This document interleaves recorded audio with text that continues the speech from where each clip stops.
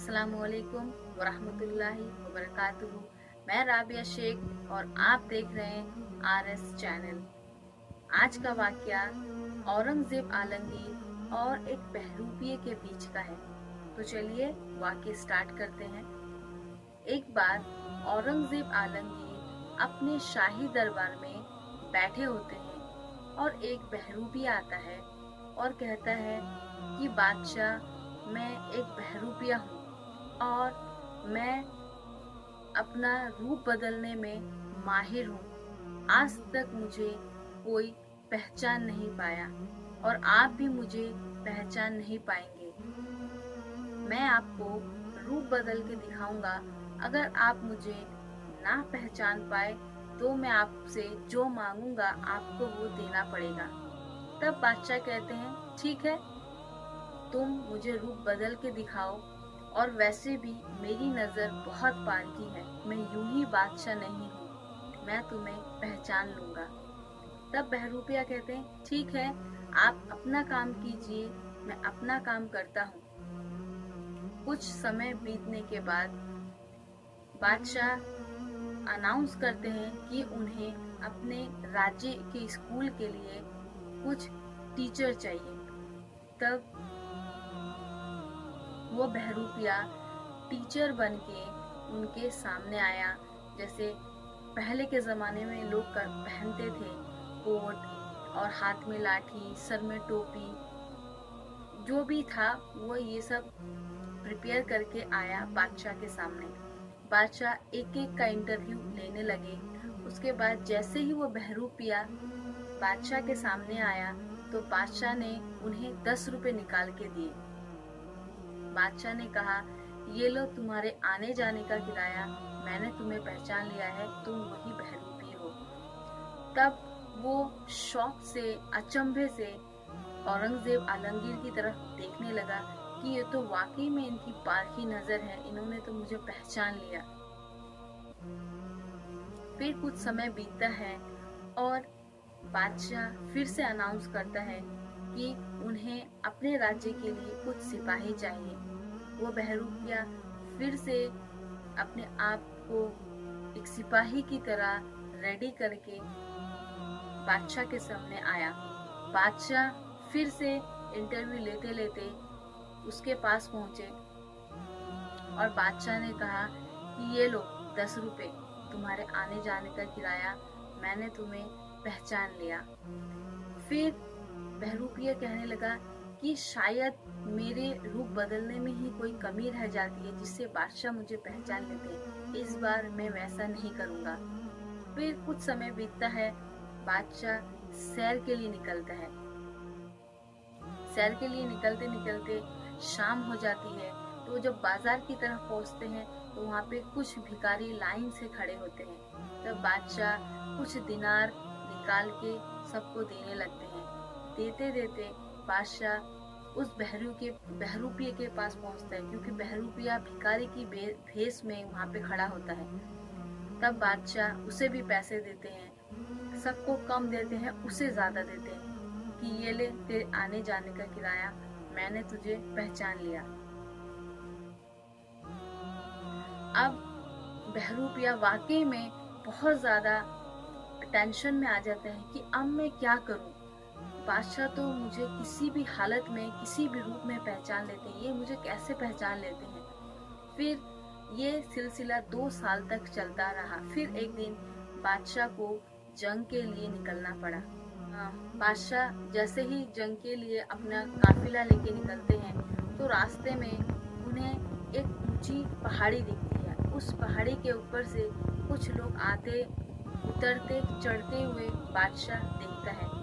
फिर बादशाह कहते हैं कि ठीक है, चलो यहीं पे कुछ देर रुक जाते हैं, आज बहुत ज़्यादा गर्मी भी है, कुछ देर बाद निकलेंगे। बादशाह वहीं पे बैठा रहता है।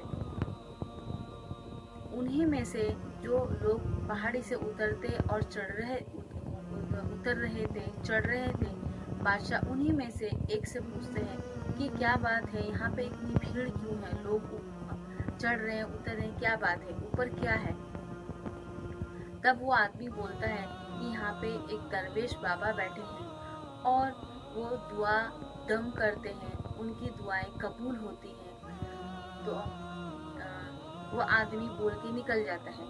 फिर बादशाह कहते हैं कि मैं भी तो अच्छे काम के लिए ही जा रहा हूँ, जंग के लिए यहाँ पे रुका हुआ हूँ, तो मैं भी क्यों ना जाके उनसे दम करा लूँ, कुछ नसीहत ले लूँ।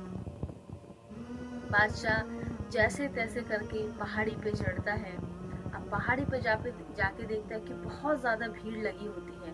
तब उन्हीं भीड़ में से, लाइनों में जो लगे लोग होते हैं, उन्हीं से कहते हैं कि मैं औरंगजेब आलमगीर हूँ, बादशाह हूँ, मुझे अंदर जाने दो।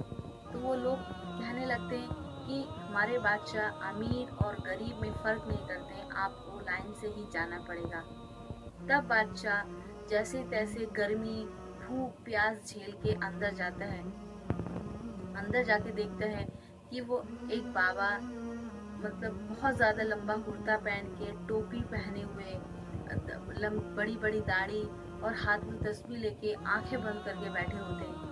वो बाबा के पास जाते हैं, जाके उनका हाथ चूमते हैं और कहते हैं कि बाबा, मैं जंग के लिए जा रहा हूँ, आप मेरे लिए दुआ कीजिए। वो बाबा उनके लिए, बादशाह के लिए दुआ करते हैं, कुछ नसीहतें करते हैं। करने के बाद बादशाह कुछ दिनार निकाल के उन्हें देते हैं नजराने के तौर पे। जैसे ही औरंगजेब आलमगीर बाहर निकलने लगते हैं तो वो बाबा खड़े होते हैं। खड़े होके कहते हैं, क्यों बादशाह, आज तो तुमने मुझे नहीं पहचाना।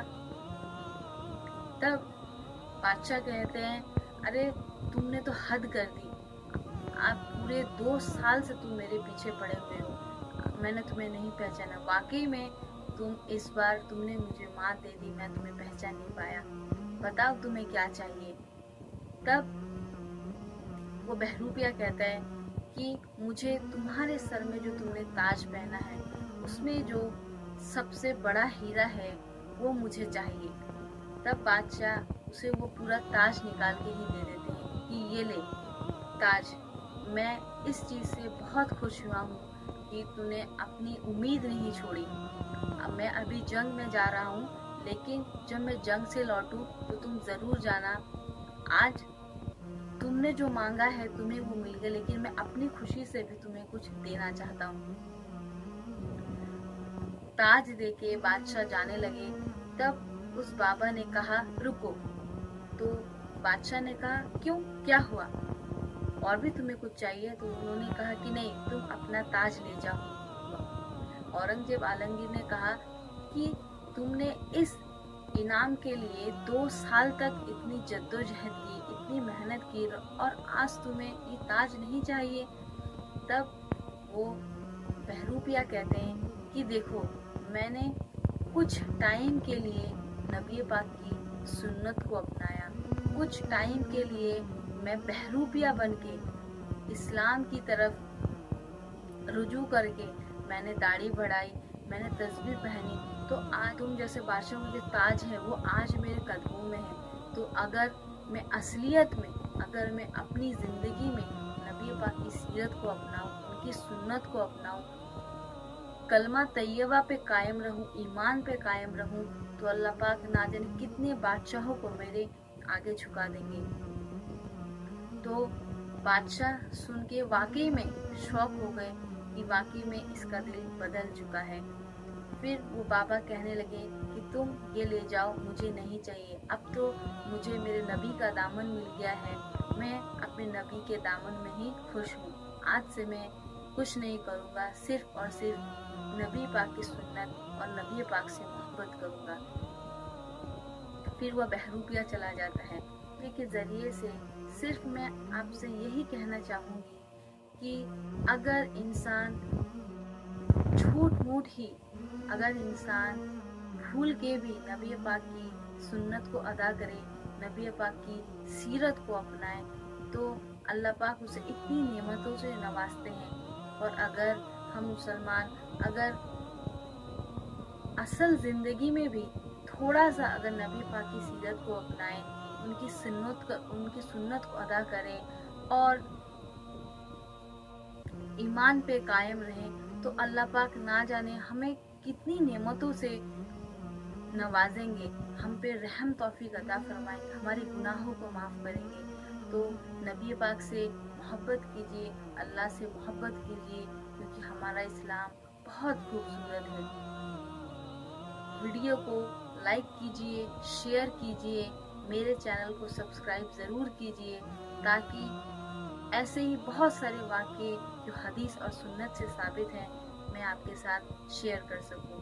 मिलती हूँ नेक्स्ट वीडियो में, तब तक के लिए अस्सलामु अलैकुम वरहमतुल्लाहि वबरकातुहू।